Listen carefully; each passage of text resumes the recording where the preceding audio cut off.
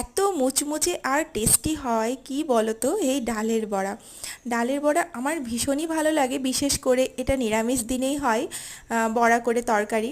তো আজকে সকালবেলায় দেখছি মা ডালের বড়া করছে।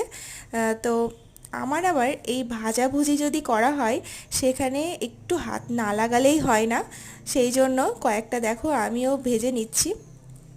তারপরে কয়েকটা খেলাম। আর এটা দিয়ে তরকারি করা হবে। নিরামিষ দিনে বেশ ভালো লাগে ডালের বড়ার তরকারিটা, আর শুধু তো খেতে ভালো লাগেই।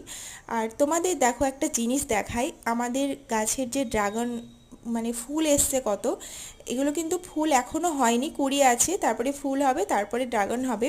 এবার প্রচুর ফুল মানে কুড়ি এসেছে, প্রচুর ড্রাগন খাওয়া হবে, আমাদের ভীষণ ভালো লাগে, আর লাল হয় আর খুবই মিষ্টি।